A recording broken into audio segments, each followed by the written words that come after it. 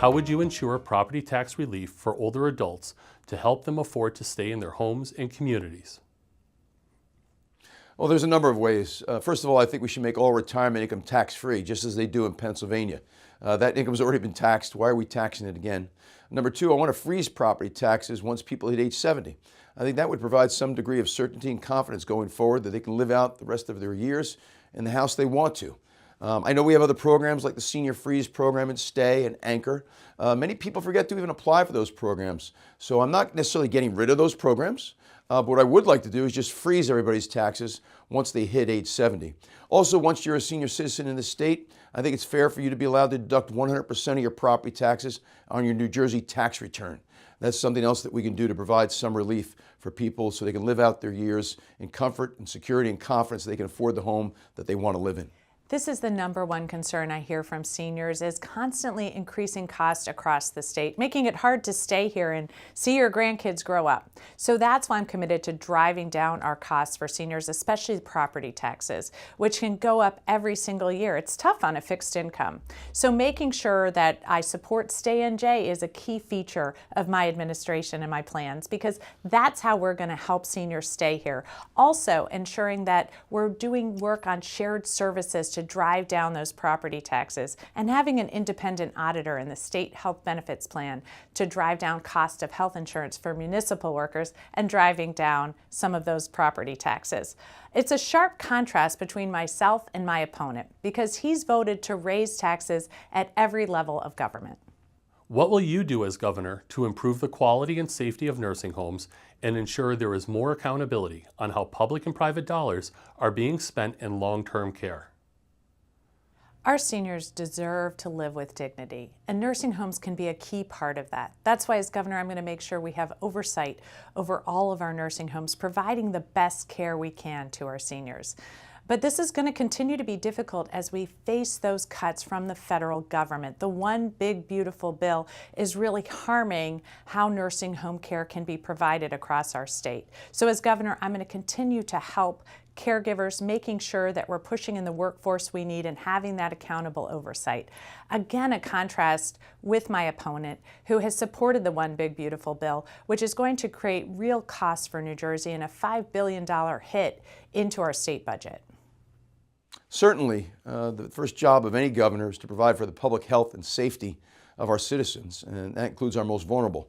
And our elderly, whether they live in assisted care or long-term care facilities, we want to make sure they do everything they're getting, the quality of care they deserve, and that they're safe and being well taken care of in those facilities.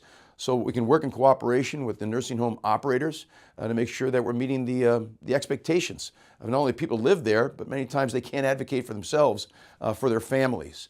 And so that means adequate staffing, of course, but just a safe environment. And I think we should also have in my government, we will, an ombudsman for our senior citizens, particularly those that live in long-term care facilities. And let's just make sure, too, that we've got the Medicaid funding that we need, because we know that so many of our New Jersey seniors that live in long-term care facilities, or what we used to call nursing homes, do rely on the Medicaid system. We want to ensure there's adequate funding so they can live in the facility of their choice. That's a very important decision, particularly for the families who care for their elderly relatives. If elected governor, how would you help support family caregivers? We know that taking care of an elderly family member can be very, very trying for a family in terms of time and cost and the like. I know when I was a Somerset County Commissioner, we were one of the first counties in the state to actually work in partnership with a private owner of adult day center, the Somerset County Adult Day Center. This provided an invaluable service in the community for those who had an elderly parent, aunt, uncle living at home. If they had to get out during the day to take care of their personal business, or they had a job that they had to get to, that this was a place that they could bring their relative and where they could stay all day in a very, very social environment, and one that takes care of the elderly person in so many ways. I think every county should have adult day centers. We have seen more and more come about, but I like the fact that in Somerset County, we help subsidize that adult day center to make it as inexpensive as possible, but yet of the highest quality care, and it really worked well for our community. But the key here is to make sure that there are high quality adult day centers all throughout the state. You know, family caregivers can sometimes have it really rough. I'm part of that squeeze generation. So making sure you're doing everything you can to raise your kids while at the same time often taking care of parents and seniors in your life. So that's why I want a tax break for some of those caregivers to make sure that they have the support they need to continue to help with that caregiving.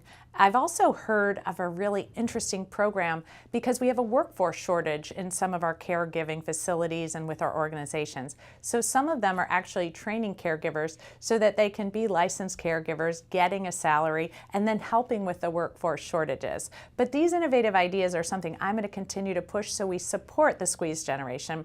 Whereas again, my opponent has not supported these kind of increases. In fact, the president, who he 100% supports, said he was going to address just that and yet failed to do it in the One Big Beautiful Bill. In fact, rolling back that promise. So I'm going to push in to support caregivers across our state.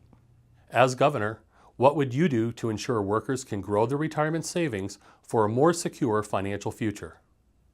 The best way to help people put more money into retirement savings is to make sure there's more money in their pockets in the first place, which is why as governor, I'm going to be relentlessly focused on driving down costs here in the Garden State. One of the ways I'm going to do that is to declare a state of emergency on utility costs on day one, making sure we're cutting through red tape and permitting delays to get solar right into our grid, battery capacity increased, ensuring we're building out nuclear capacity and modernizing our natural gas facilities. In this way, increasing capacity and driving down costs.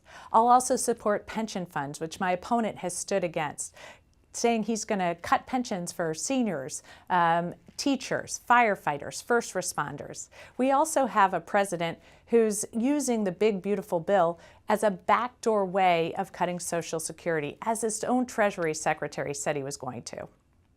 As people live longer, saving for retirement and in our latter years, in our 70s, 80s, even 90s now, which is a wonderful thing due to modern medicine, but it does provide a challenge. Will we have enough savings when it comes time to retire? And so I think we need to do everything possible. And I supported the program that you mentioned in your question when I was in the legislature. Any type of vehicle that provides another opportunity for people to set aside money on a tax-deferred basis that offsets taxes during your earning years, but then pays it out to you during the years when you may not be in as high a bracket is something that we should pursue every opportunity we get.